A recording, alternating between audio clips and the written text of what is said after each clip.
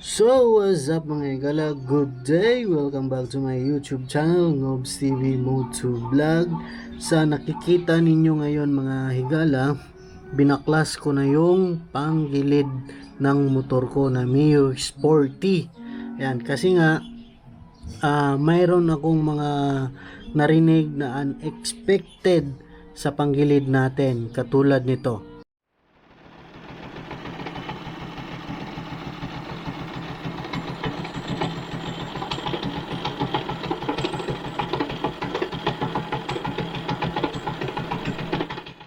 Chinek ko yung aking panggilid natin mga higala, no? Dito yung pulley natin at saka yung drive face natin. Wala namang problema, pati yung torque drive natin. So, yung nakaraang buwan, naka-experience na rin ako ng ganung tunog. Pero, mas worsen pa yun mga higala kasi every time na nagmi-minor ako o naka-idle yung motor, talagang may mga bakal na kumakalampag sa loob, no? So hindi ko alam kung ano 'yon. Pero habang tumatagal, ang nasa isip ko talaga ay nasa Vendex yung problema. Ito 'yon. Vendex drive mga higala. So tinanggal ko 'to. Ayan, tinanggal ko 'to. So tanggalin muna natin. So, ang pagtanggal nito mga higala ay paikot ka ng counterclockwise, pahila. Ano? Ikot sabay pahila. Medyo masikip lang talaga to at saka matigas, ano? Mahirap tanggalin. So, ayan, malapit na. So, ayan, tanggal na. So, ayan, tanggal na. So, ito yun. Nilinisan ko to nung nakaraang buwan. Ayan, marami tong alikabok at mga kalawang. So ayan mga higala, no? Ayan, may mga kalawang na, oh. Ayan, so alikabok, yun. So tanggalin natin yung alikabok, ha. Ayan, oh. So isa din yan sa mga nagpapatunog ng ating Vendex drive na, no. So ito na talaga yung suspecha ko nung nakaraan. So nilinisan ko to. So medyo nawala yung ano natin, yung tunog, pero pagsamantala lang siya mga higala, no. Bumabalik din yung tunog niya na parang may kumakalampag talaga sa loob. So yun yung isa sa mga dahilan bakit tumutunog yung panggilid natin. Tapos meron pang isang problema sa Bendix drive. Pag nag-i-start ka, parang lumalamya yung pag-i-start niya. So isa din tong problema. So bumili ako ng ng ito ng Bendix repair kit. Ayan, yung spring at saka bola ng Bendix natin. Ito, tatanggalin natin yan at saka tuturuan ko kayo kung paano pagtanggal nito, ano.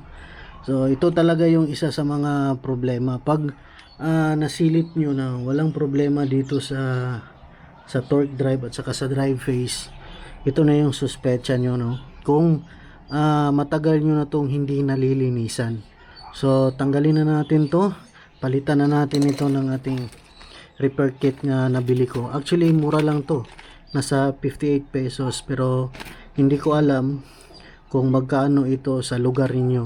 Pero dito sa amin, 58 pesos lang.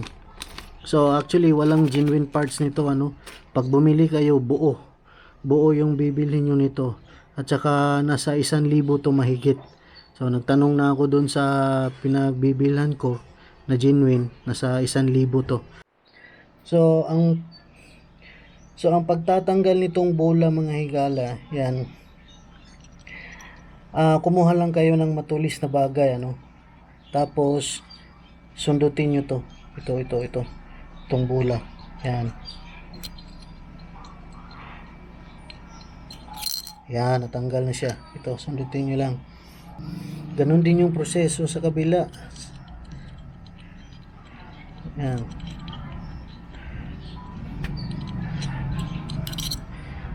Kuha tayo ng mas manipis kasi medyo makapal. So ayan, sundutin nyo lang. Yan, sundutin.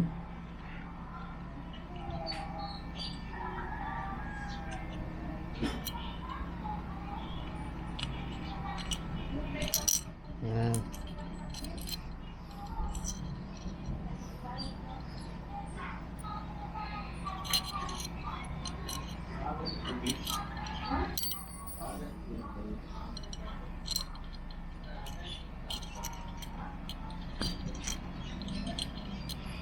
Panatanggal yung spring. So ayan, natanggal na natin yung lumang bola ng ating Windex, ano. Yan, so medyo matagal na talaga siya, oh. Luma natin kasi 5 years na to, 5 years na tong hindi napapalitan, mga higala. Yan, oh. May mga gasgas na rin. Tsaka ito, ayan, may mga gasgas na rin. Ayan, oh. Luma na talaga, kalawang na. So yung pag-install nito, mga higala, iuna natin yung spring at saka yung takip niya. May takip yan siya, oh. So yun na, pasok natin yan. Mayroon naman siyang butas dyan sa gilid, sa loob. Tapos pasok natin. Gamit tayo ng flat screw para may tulak. So yan, oh, ganyan na yan siya. Itulak nyo yan, mga higala, ganyan, oh. Tulak nyo. Tapos pasok natin yung bula. Yan, ayos. Tapos ganon ding proseso sa pagkakabit sa kabila.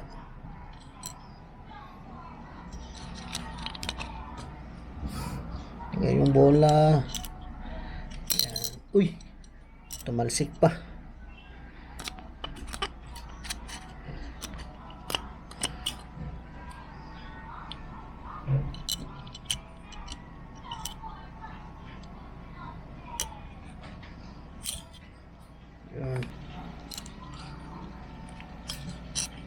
So ayan, so naipasok na natin yung bagong repair kit natin, ano. So konting punas-punas lang. So ayan, konting linis lang, pangwala sa alikabok. Ayos. So kung mayroon kayong air pressure din, ano, mas maganda yung air pressure para maano talaga, malinis talaga yung sa loob niya. So sa akin wala ako nun, so ito lang muna yung gagamitin natin, brush at saka hangin galing sa bibig natin, ano. So ito na, ibalik na natin. So kung paano nyo tinanggal, ganun din yung pagkakabalik, no. Ayan. So ang pagpasok nyon counterclockwise, clockwise, tapos unti-unti nyong i-counterclockwise sabay diin. So yun yung discard ng pagpasok ninyo para hindi kayo mahirapan. Tapos nabuksan naman natin to, mga higala. So magpapalit na rin ako ng air cleaner, yung bagong air cleaner natin, kasi matagal-tagal na rin tayong hindi nagpalit ng air cleaner, no? So kung sa magtatanong ilang kilometrahe yung magpalit tayo ng air cleaner, nasa 10k kilometers, nasa 6 months yung pagpapalit ko. Depende kung gaano nyo kadalas ginagamit yung motor ninyo, ano. So kung hatid sundo lang, palengke, ganon, pag hindi pa umabot ng 10k o sakaling isang taon dumating bago mag 10k, hindi isang taon bago kayo magpalit ng air cleaner elements ito. Tapos kung palagi nyo naman ginagamit everyday, mabiyahing malayo o ginagamit nyo sa hanap buhay, so 10k yun, 10k or 8k, ganun. So ang pagtatanggal lang ng dito, kasi naturuan ko na kayo dito na dati. So itong screw lang dito, mga higala, yan, saka sa ibabaw din, yan, sa ibabaw dito. Salat-salatin nyo na lang. Tapos doon sa kabila ganun din.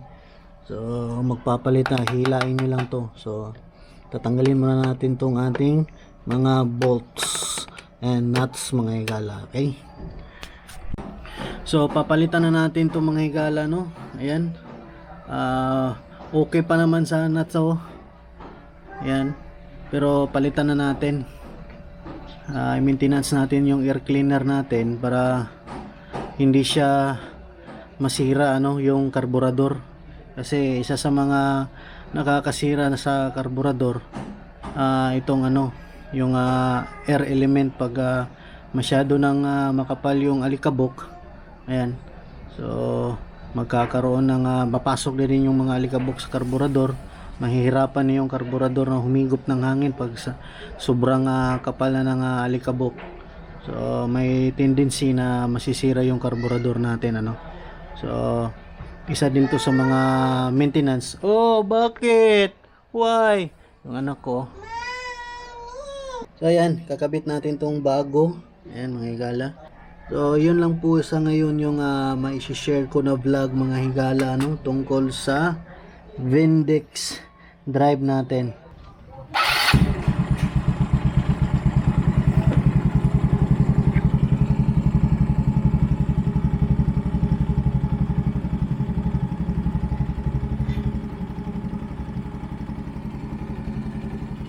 So ayun mga higala, no, success yung ginawa natin. Nawala na yung tunog na kumakalansing at saka yung parang nagbabanggaan ng mga bakal sa looban ng mga higala dahil nagpalit lang tayo ng Vindex drive repair kit. Ayan. So ayos, success. So hanggang dito na lang po yung vlog ko mga higala. Maraming salamat sa pagsubaybay at sa pag-subscribe ng aking YouTube channel. Thank you. Hanggang sa muli. God bless us all.